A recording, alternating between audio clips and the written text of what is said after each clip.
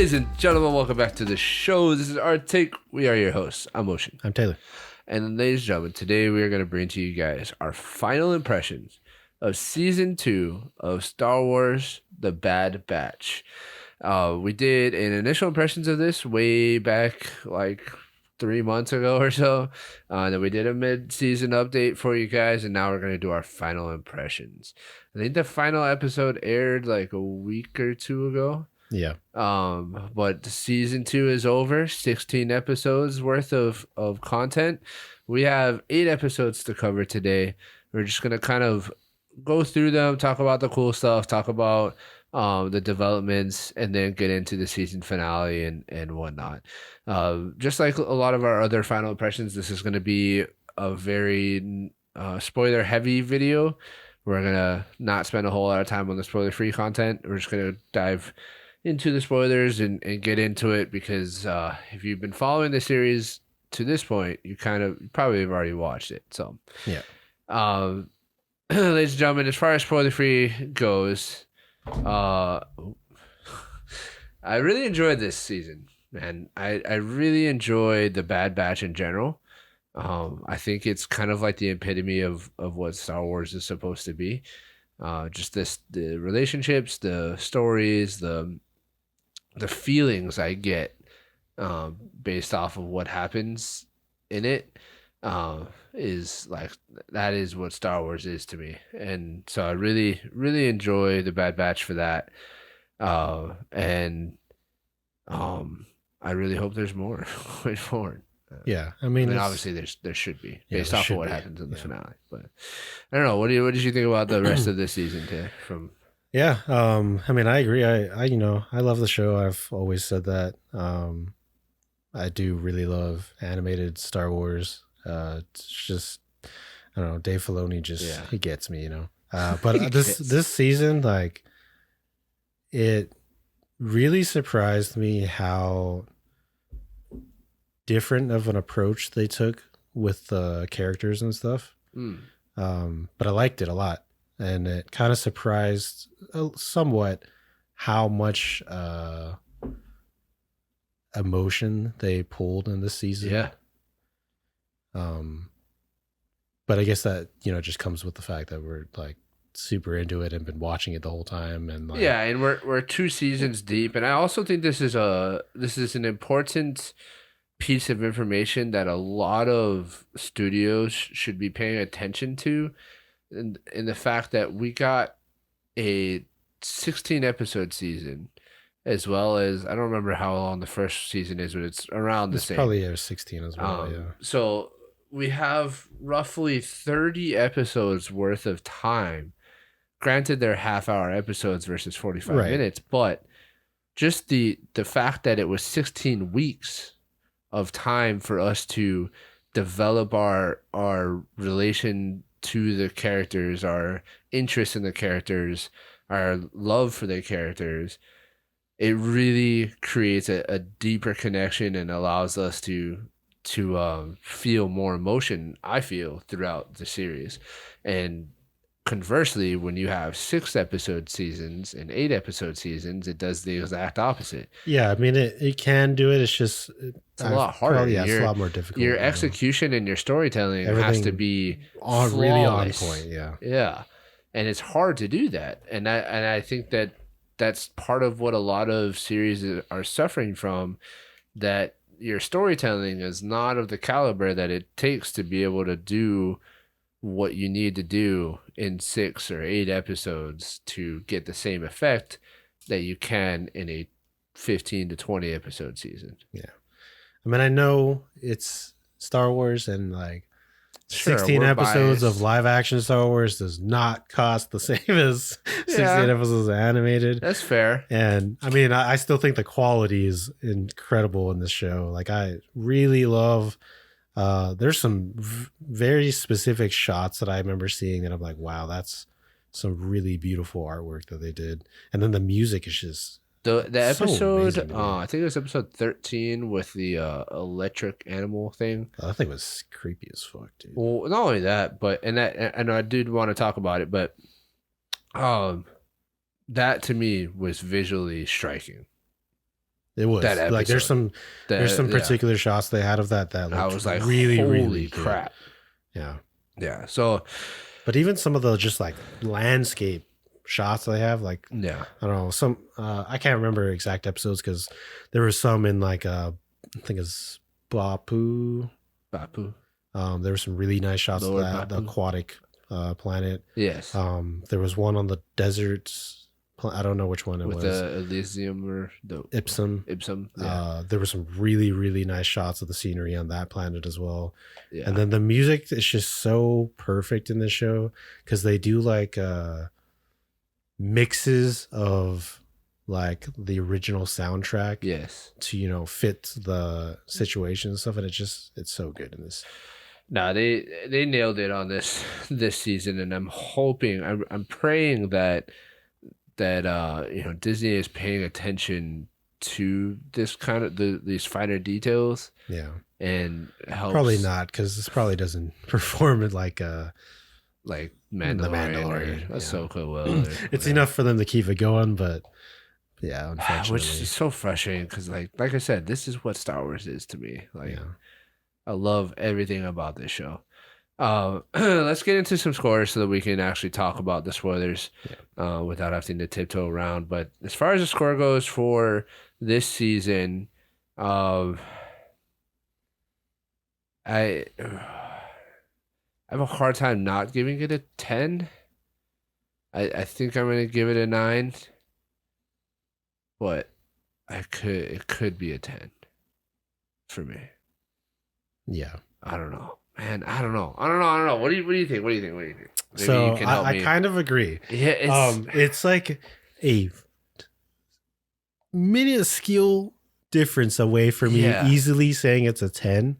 And it like the finale is what really pushes it like super close to it for me. But I think it's like just shy. I think so too. I think like it's like first season if we were doing decimals, banger, and this is really, really good. Yeah, like for example, if we were doing decimal, it'd probably be like a 9.9. Yeah, I would agree. But because we don't, for reasons, I'm gonna go with a 9. Yeah, I think. But I have no problem with somebody saying it's a 10. Yeah, like if you were to sit down and be like, "Oh, this show was amazing. It's a 10 out of 10." I wouldn't try to like argue with you like, "Oh no, it's not." But for me, I think I'm going to give it a 9 too. I think there's a few things here and there throughout the season that could have been executed a little bit better or maybe written a little bit different, especially like Omega's character. So I think I have an idea of times that you're so it's just little things, but that's what separates it from being a 10 out of 10 and a really strong 9 out of 10. Just know that this is a very, very good show. Very good. I really enjoyed it. All right, ladies and gentlemen, if you've not seen the show yet, and I recommend going to see it, even if you are a person that doesn't necessarily care for cartoon Star Wars like the Clone Wars or Rebels. I think you can still enjoy the show if you're not really a cartoon person. I would recommend all of them. Yeah, of course. But if you are new to it, this show is definitely easier to get into than the Clone Wars and Rebels. Yeah. Honestly, purely just because of the visual aspect, just the that alone, like that makes it the voice acting, the sound and everything. Like it's just.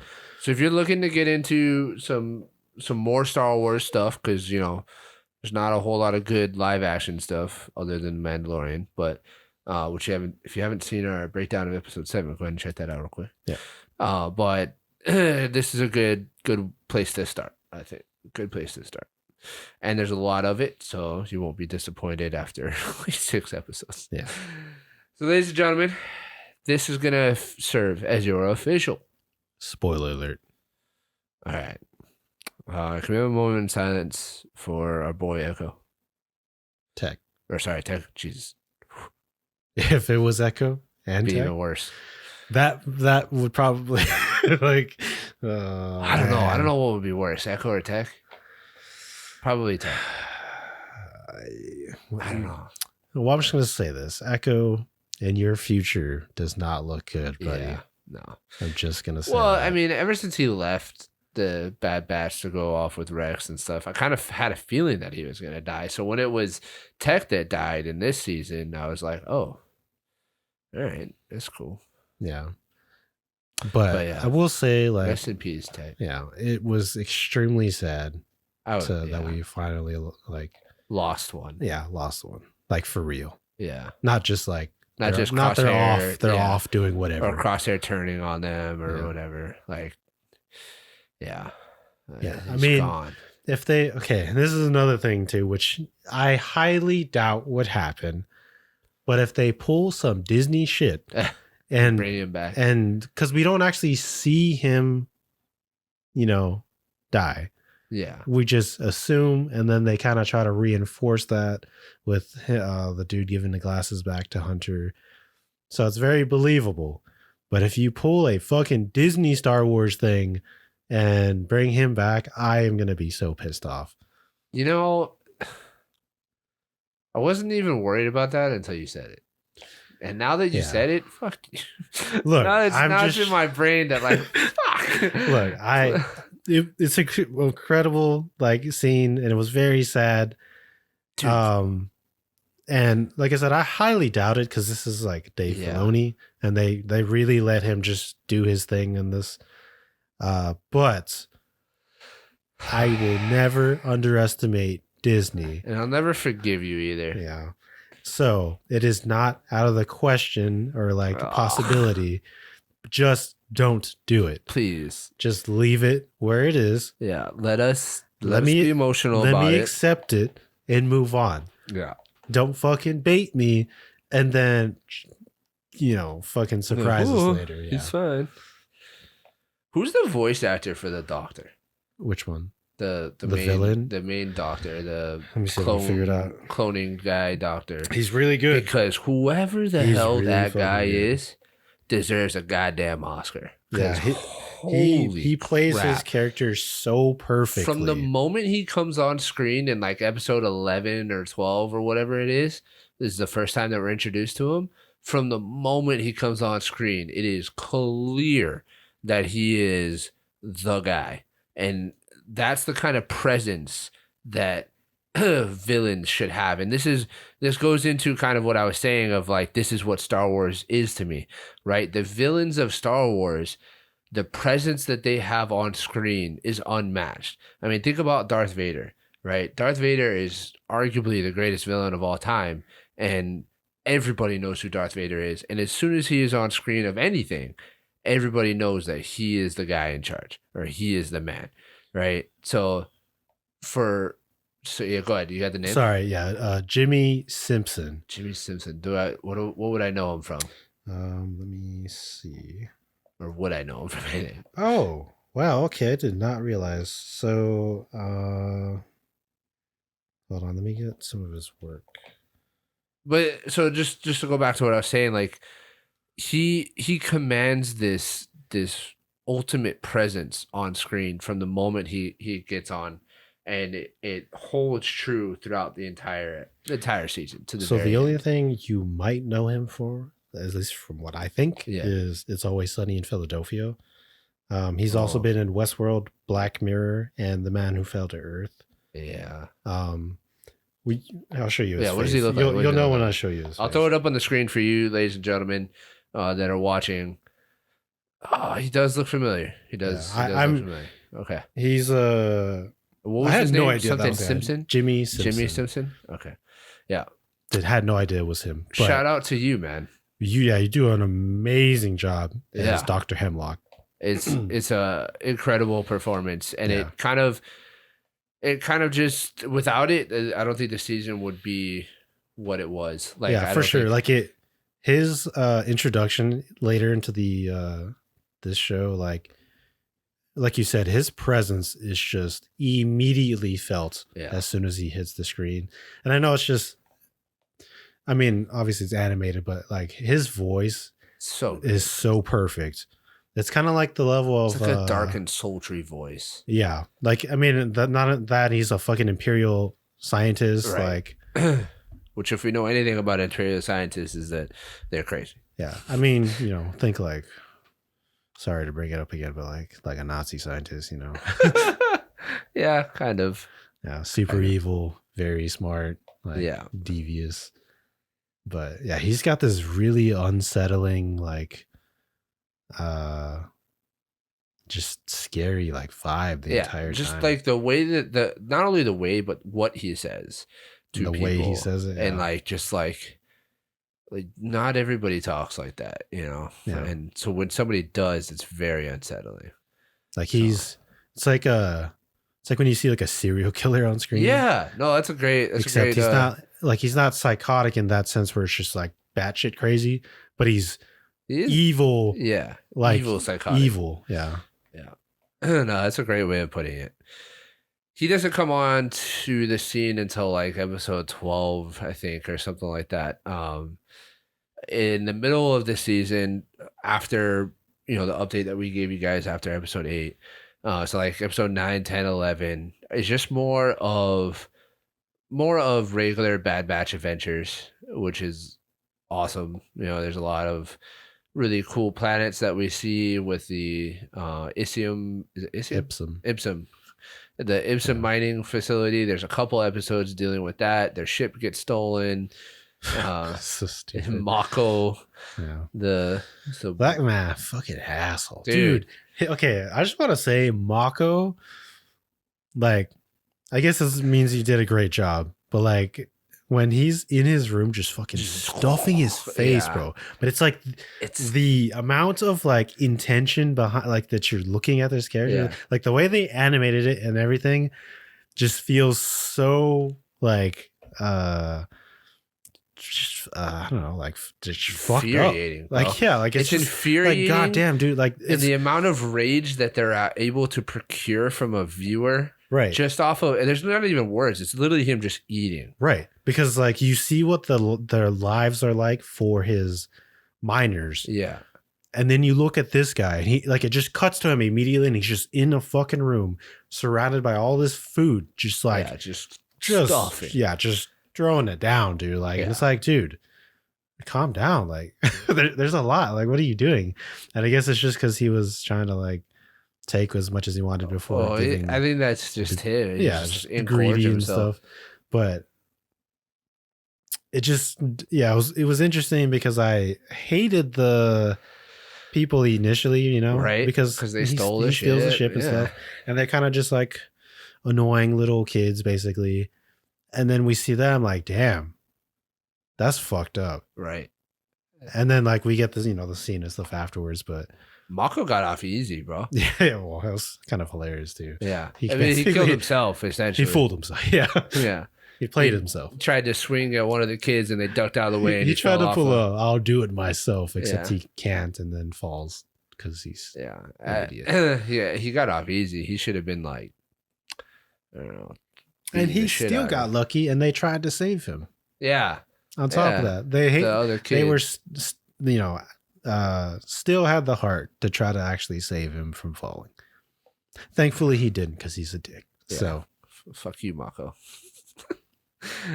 But yeah, the Ipsium storyline was pretty interesting.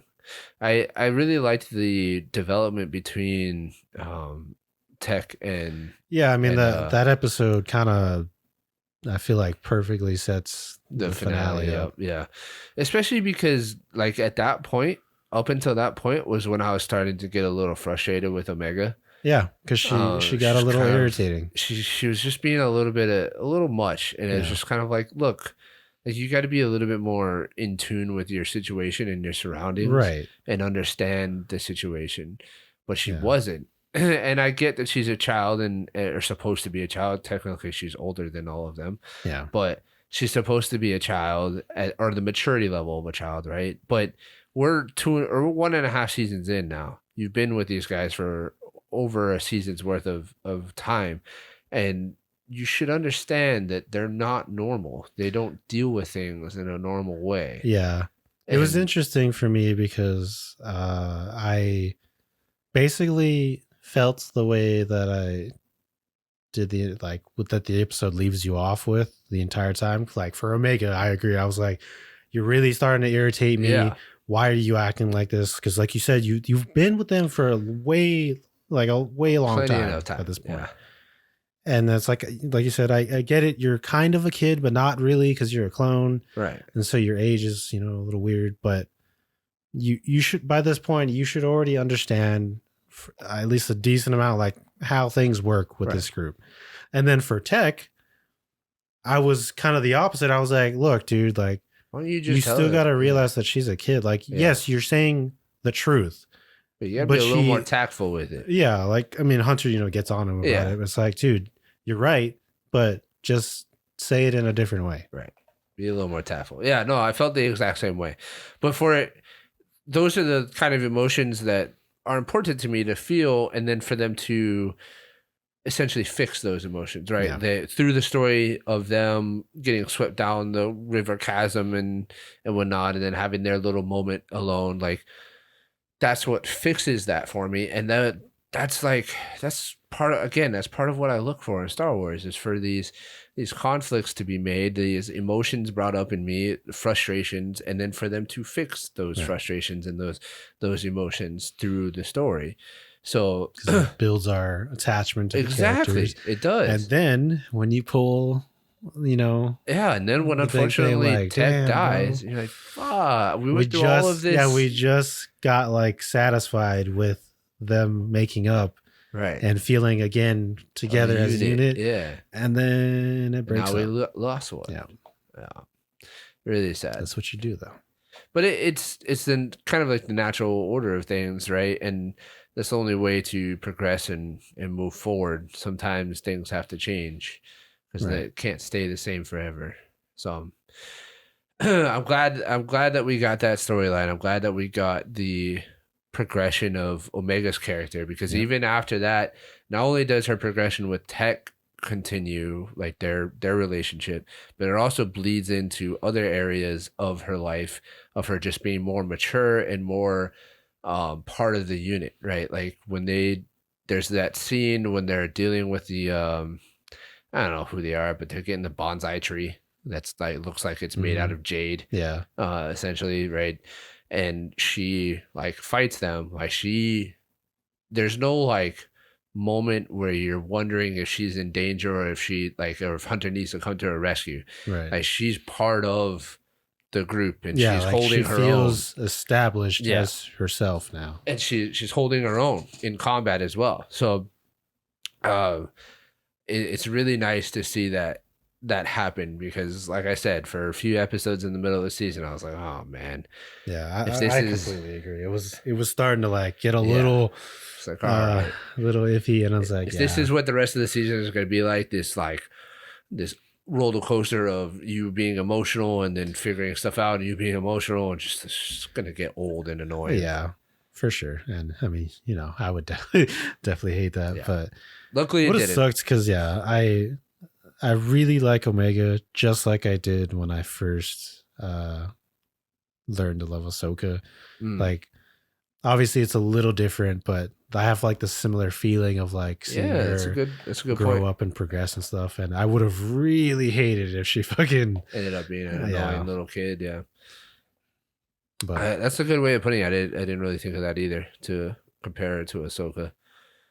But a lot of the other characters get some pretty good progression as well. We do. There's an entire episode for Crosshair. Yes, which actually, that is one, not issue, but kind of bummer more so, I guess, is that we didn't see Crosshair at all this season until episode like 13 out of 16. Yeah, I mean, I think we just see like brief. No, I'm pretty sure he's not in it at all until episode 13. I'm pretty sure. I don't think so. I'm pretty sure. No, I think there's short scenes with him and his whatever officer he's with. Because we've had this conversation about Crosshair, and I do want to say that I told you that this is exactly what they were going to do. And I loved it. I told you I was just being hopeful for something different. Yeah. But it's exactly what I was expecting, and I liked it a lot. I will give credit where credit is due. the way that they execute it is a little better, or a little call it original for lack of a better word. It's not just a straight up redemption arc. It's not like he's just straight up like, oh, I'm gonna start fighting on the behalf of them. It's a little bit different. Like it feels like more to me that he himself has created his own like issue with the Empire, instead of fighting the Empire because of his love for the rest of his group, and then like going back to the group and having this big old hurrah, like welcome back kind of thing. It's more of him like fighting his own struggles, and it happens to align with the rest of the Bad Batch, and so they're like common enemy kind of situation. Kind of. I mean, it's identical to Echo. Yeah, because I mean, yeah. Again, I'm sure if that's what it made it feel for you, that's great. It doesn't matter. I like it in general, but he basically, which I had said before too, learns, because we saw it early on with when he first met with Commander Cody. Oh, that's right. It was the initial introduction of the Empire and their treatment towards clones. Yes. Which I then said that he eventually would realize, because we saw it already, right? That they're fucking assholes, of course, to the clones, and he was going to fucking hate them for that. Right. Which we get an entire episode about it, of him, not only him, satisfying, but everybody else getting mistreated. And those clone troopers on that planet, dude, look so cool. Yeah, because they, like the wraps, really stuff, jacked up. Yeah, and they have the cool looking alterations to the uniform. Super satisfying when he shoots that fucking lieutenant. Oh my god! I will say, if you wanted to draw a difference between them, that is it. Where he has the same feeling as everybody else, more so Echo, because the rest of the group, the reason they left and we have the show to begin with is because they knew that the Empire was just gonna start. But their story is more about survivability than it is. Well, because they don't want to. They just don't want to, like Hunter and Wrecker and stuff. Just don't want to deal with it. Yeah. So they just want to. But they're still like avoiding or trying to like go against the Empire. Yeah. Because they're just trying to survive. But this is where Crosshair is different, because he gets pissed off and he's the one who is willing to fucking kill. To kind of like he does like a Dooku. Yeah, that's a good comparison. It just was so satisfying. It was so satisfying. The entire episode was so cool. It kind of like it's on a snowy planet. Yeah, it's like constantly blizzard. Yeah. Way less visibility than Hoth, though. I mean, I'm sure if it's storming on Hoth, it's the same, but it kind of gave me like, I guess, just purely off of setting, like the Thing vibes. But honestly, the alien in the spaceship gave more of that vibe. Yeah. But it was super cool. We got like, pretty much him and that commander that's there, which was confusing to me. I know this is a real minor thing, but why was lieutenant higher than commander? Yeah. Yeah. I was like, wait a minute. You're a fucking bitch ass lieutenant telling the commander what to do? I don't get it either. I mean, I know he's a clone, but he's higher rank than you, so what is going on here? I think the lieutenant was just purely basing it off the fact that he was a clone. Yeah, I mean, I would obviously, because he's like a clone hater. Yeah, whatever you call it.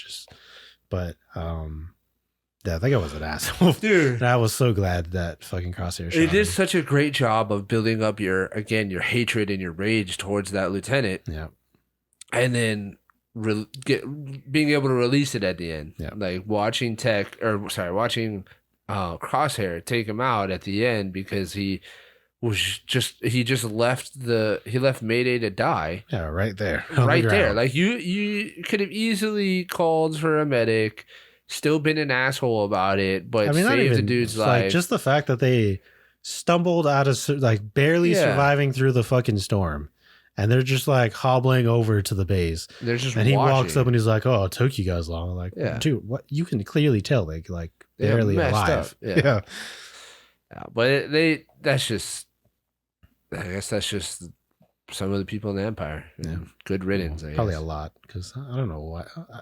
I don't understand the weird. Like, I understand people that feel betrayed of the clones, Sure. but I don't understand where the hatred comes from. yeah, exactly. It's like, why do you hate them? Like, yeah, like what did they do to you? There was nothing they did that was like. In fact, a lot of them are the reason why you're alive. Right. I mean, and on top of that, like, you know, even when they turn bad, like, one, it's the chip inside their know, heads and stuff, but they're doing their jobs. Like, yeah. It's like, but everybody hates, like, it feels like it's very personal. Like, it does, and I don't understand where it comes from either. It's weird. It's a weird feeling. But that episode was great, and then I think it's the next episode that we get the little electric monster or something. Yeah, I don't remember what it's called, but I know it's like a mythic creature. Yeah, it's like the C. It's like SILL something. Sila. Something like that. Yeah, sounds right. But it's I guess it's the species that attacked Coruscant back in the day. Right. And grows very large. Very fast. Very fast because of its power. Because of electricity. Yeah. It just, in the beginning, though. Dude. That was it was really freaky. Even the beginning of the episode. The beginning of the episode when the shock trooper. Commando. Commando trooper. Which, this is another thing, dude. I love seeing commandos because they're so cool.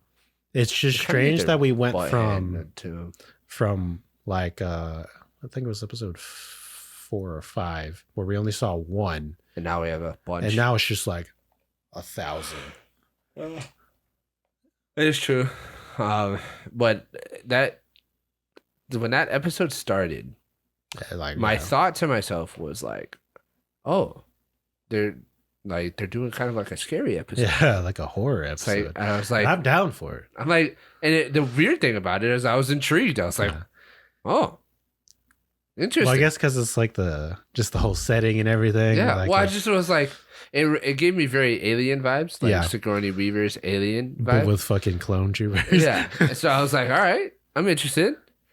And then even when, I mean, I'm not gonna lie, I would definitely be excited to see that. Like if the ship wasn't crashed, and it was still in space, and that's where they interact with it, versus after it crashes and then they see the alien, like, and then to make it kind of like Aliens, that'd be pretty cool. That would be pretty cool. That could definitely be like a spin-off. Do some I mean, I feel like it'd be out of place a little bit for this show because mostly because of Omega. A spin-off, like something completely different. It wouldn't even have to tie in. Like it probably shouldn't tie into the Bad Batch. I just mean like its own separate series or something. Something maybe like a Halloween special or something. Yeah, that'd be pretty cool for them to do. Kind of like a little spooky. I would want it to be a little edgy for Star Wars, rather. Sure, but. That's why I wouldn't want Omega there. Yeah. I want to stay away from that. But if you just had, clone troopers and stuff. It'd be pretty cool. Yeah. I enjoyed that episode. And that was one of the episodes that had some pretty incredible visuals. Yeah. Like watching that monster grow while it was like in that electricity field or whatever that was. It was pretty impressive. Yeah, it looked very cool. It was very creepy. But the lighting and stuff and the sounds were like super well done, like the cinematography and stuff. Yeah. Of I guess like horror styled, where the clone's like running, and he's like freaking out, and he's looking around and stuff, and then you hear, up. Oh yeah, very classic horror. A lot of flashlight, looking around and stuff. Even that moment where Tech's like off by himself and it's like, your worries are unwarranted. Yeah. I'll be fine. I'm like, are you sure, bro? Okay, but at least he has the reflexes because he's like working on the thing. What was that? Okay, nothing. Versus the typical, oh, I don't hear anything. What is that? Or like, open the door. Yeah. Oh. Yeah, it was a great episode. And then trying to think of like what episode 14 and 15 was that the first time we get the Bapu, or is the second? Ooh, is there more than one time on Bapu? Yeah, I think there's a couple. because they initially go to Bapu. Yeah, and then they come back again later. Because they go and then they get hit by the tidal wave. Yep, which was nuts. Which was insane.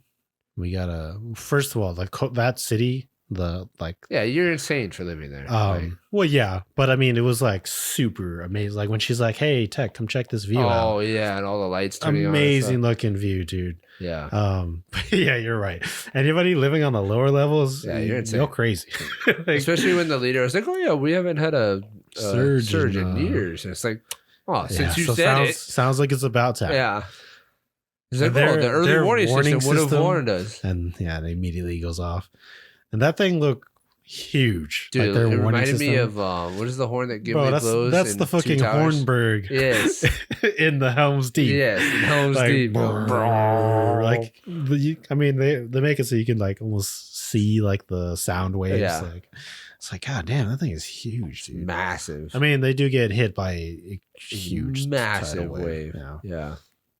But yeah, that was I really liked seeing them on Bapu because it was that this ties into the finale as well. It's like the first time we finally see our characters like at peace. Yeah, it's a glimpse at what a normal life could be for them. Yeah. Right. It's a glimpse of essentially hope that after all of the things that they've gone through and all of the craziness and being told that they're only good for one thing, there's this glimpse of hope that they could come to a place like this and just live a normal life and just be part of the community. Well, I mean, they talk about it too. Like they could just, the guy, I forget leader? his title, but the mayor or whatever. Yeah. He straight up asked them like, "Hey, do you guys want to just live stay here?" Yeah. And of course, Hunter's like, I don't know. Well, Hunter, he was planning on it. Like when Echo came, he does after the fact because he talks to Echo. When Echo comes to get the thing decrypted, and him and Echo are having a conversation. He's like, I think we're gonna stay here. What? And then he's like, well, what about you, Echo? Well, at that time he does ask him. Echo does ask him, but Hunter says like, we're thinking about it. And then it's not until he talks to Omega afterwards in another episode that he's like, hey, 15. Do you want to live there? Yeah. And she's like, yeah. And so that's when they decide. Right. And then the finale happens. And all those plans go to shit. Yeah, of course. Which sucks. Yeah. Let's talk about the finale a little bit before we wrap up here and just kind of work our way through it because ultimately it ends on a massive cliffhanger. Yes. Right. Which is kind of a dual-edged sword because one, it's a massive cliffhanger that like of a character that we really care about and some crazy storylines, but on top of that it does pretty much mean that we're getting more, like without confirming that there's a season 3, then there's probably going to be a season 3 without an end card saying it's official season 3. Right, exactly. Yeah. We're pretty much getting a season 3, so it's good in that regard, but the ending is Omega is captured, Crosshair is still captured, Tech is dead, Echo is still off with Commander Cody, right? Yeah. And then Hunter and Wrecker are fucked up, but they're still alive and they're on they're back with Sid, right? They went back to Sid's. Well, they went back with her. She ended up betraying them and giving them up. They escape. Omega distracts enough for Hunter and Wrecker to get out of there. She gets captured. So Hunter, Wrecker, and Echo like survive because there's a moment, like at least to me, like real quick. I just want to say like somebody spoiled some of this finale for me. I had the Echo death spoiled for me. Yeah. And I just want to say, like, this is exactly why we choose to have two, spoiler-free stuff. Yeah. But on top of that, it was so irritating because it wasn't even a Star Wars thing that it was on that got spoiled for me. Oh, really? Like, it wasn't something that, like, you would have expected there to be right. It was way left field, and then they just happened to, like it just had to relate to it somehow, and I'm like, wow, you just fucking ruined it for me. That does suck. But anyways, there was a moment in the finale that I felt like they were all going to die. Really? Like there was a moment when, one, Tech was already dead. Crosshair, he's basically screwed anyways. Yeah. I do like his little mind flared for like how long? I don't even know how many times. Yeah. But I do like his moment of breaking free just enough to get the message out to that they're looking for his group. Yeah, with he says Plan 88, which they talk about as like they're being targeted because of Omega. I liked that little bit, and I think that would be enough for me for his departure, like his that was last enough little redemption for him to end his character. Yeah, like I would be okay if that was the last thing that we saw of him. But we don't know what happens. And then when they get when Sid gives them up, I mean, they were already like horribly wounded. Like Wrecker looks like he's got a full on, neck brace and stuff, and he's like super bandaged up and stuff. Hunter's like, he looks like he's really banged up too. The one that looks fine is Omega, but I mean, they were surrounded by Dr. Hemlock and all his commandos and stuff, and he's evil enough of a character that I would fully expect him to be like, just kill them right here. Bye. Yeah. And because it was only two of them, especially, like, I was like, wow, well, is this happening? Because Hunter basically just tells Omega to leave. Yeah. She chooses not to. And then, like, as they're about to leave or whatever, that's when she distracts them. Yeah. And, all this stuff happens. It was kind of a nuts finale. Yeah. Like it was really fast. Like everything felt like it happened really fast. Yeah. And it was just this like escalating roller coaster of things happening, and then we get that scene of what's her face telling Omega that she's her sister. Yeah. And then it cuts to black, and that's just it. So it's just like this. Feel like I'm going up the roller coaster, and then right before we're about to drop off the other side, the roller coaster just stops. Right. I felt like the first time I watched it, like I felt so like weird about it. Like I didn't even know how to feel, because it was like I was all the like emotions and stuff, and then I was like, what just happened? Yeah. How do you feel about the girl being Omega's sister? It makes a lot of sense to me, because I mean, Dr. Hemlock is the one that's been about cloning. Yeah, he's kind of like the next person trying to take over it. And from what it sounded like with his conversations between Nala Se and stuff, he was kind of like a fucking nobody initially, right? And like now he's the head. What I don't really understand is if Omega and that girl are sisters, that means they share a good amount of their DNA. Yeah. Why did he need Omega if he had the sister? Well, I don't know. I don't know what makes Omega special. Well, because I mean, initially he needed her just for the sake of Nala Se, right? Because Nala Se like basically treasures her, right? So I don't know if it's something special, if that's it. Okay. Or if it's something that he just doesn't know. Got it. He just knows that he needs her, but he doesn't fully know. Because I mean, like you said, if he's was a kind of a lesser character to begin with, and only now he's the head, right? He probably doesn't know nearly as much as that makes sense. Okay. So yeah, I have no idea, but it's interesting. Yeah, I mean, she's a lot older. She's clearly very intelligent, experienced with her field and stuff. And there's even I get a slight feeling of her not fully being supportive of the Doctor and like her. Yeah, I mean, you can kind of get that the entire time that Crosshair's with them. Yeah, she does very specific things, or does not do things specifically to make sure that he survives. Yeah. Because I guess she just doesn't feel right about it. I mean, clearly she works for them, so it's like I don't know if it's but is it voluntary? right. though? I don't know if it's like by choice or not. Or maybe she has a chip, or and you're a something. clone, so well, if she has a chip, I don't think she would act the way she does. But That's fair. And if she, I feel like if she's like Omega, she just can't have a chip. Yeah. She's probably been around way before, Right. The main army was created. But yeah, there's definitely some room for exploration. Yeah, with her character. Because how long do you think it'll be before we get season 3? I'm gonna imagine probably a while.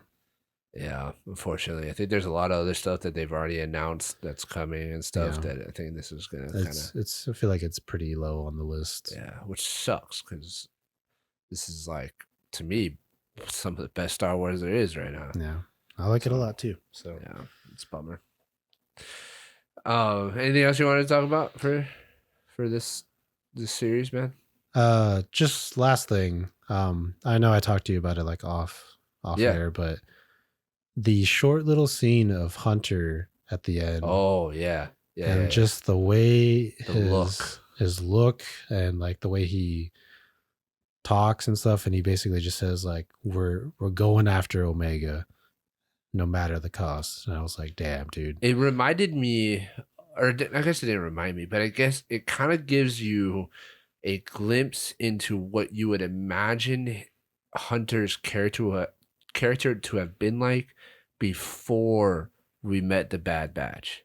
Right. Like, because obviously Hunter, being the leader of the pack, had to do something or been capable of doing stuff that separated himself from the rest of them, which obviously he has like the hunting characteristics, and he's super, and he has and heightened senses and stuff. Right, and the planning and stuff. But in order to get guys like Wrecker and Crosshair to have followed you for so long before we even met the Bad Batch, like you clearly had to be, if they're like they themselves are so skilled and stuff, right, and they're capable of doing extreme things. Yeah, that means you got to be a bad man. And like, let's be honest, he looks like fucking Rambo. Yeah, so he's got to had some fucking serious backstory. And his favorite thing is this fucking knife, dude. So that's for me. When I saw it, I was like, oh, old Hunter is coming back. Yeah, and it's pretty exciting. Might see some legitimate like not only that kind of things. When they escaped, like, dude, Wrecker looked beat up. And even beat up, still manhandled all those commandos. It's Wrecker, bro. Wrecker's but if you think about that, coupled with the fact that Tech is dead and now Omega's gone, all the emotion, and they don't know what's going on with Crosshair. Oh, bro. And Echo's not with them because there was some tension because everybody just felt bummed that he wasn't there. Also the two missions colliding, like Echo's mission and their mission. So all that combined with Hunter feeling the way he does now, there's a lot of powder being supplied to a powder. These are going to be some very dangerous individuals. I hope that they kind of just go into it. I hope they don't like censor it too much. I hope they just let them. I hope so too. Like Joel at the end of Last of Us. And the best thing about it too is because it's Star Wars and animated Star Wars, especially. All the things that usually like prevents it is not really important. Like there's no blood. I don't need to see them chop heads off or anything. Yeah, but they don't do that anyways ever. Right. But I just want to see them like. If I want to see, like, I want to see Hunter stab somebody, like or like shoot, like actually start killing people because he's just trying to get Omega. Yeah, but that's what I would like to see as well. Just want to see him go full Joel at the end of The Last of Us. Yeah, I mean, that's what it was kind of leading to. Is I felt the Joel in him. Yeah, and it's funny too because Dr. Hemlock even says it too because he's like, "Wow, I had no idea that clones could be so paternal." To Hunter, whenever he hands over Tech's glasses because he's like, "Here's a gift to you, fucking asshole." Ooh, that's so evil, bro. He's just pure evil. He is. I like it. Yeah. Well, ladies and gentlemen, what did you guys think of season 2 of The Bad Batch? Did you guys enjoy it? are you guys fans of a 16 episode long season, or do you guys like the 6 and 8 episode seasons of the other shows that we've gotten? I'd really like to know what your thoughts are down in the comments below. We really appreciate you guys being here, all the love, support, the views, the new subscribers. Thank you to everybody for helping support what we do here on Our Take. We really appreciate you. So please like, subscribe, comment, share with a friend. Check out our social media links as well as the other shows here on Any Kind Media. And we'll catch you guys in the next episode. Bye, guys.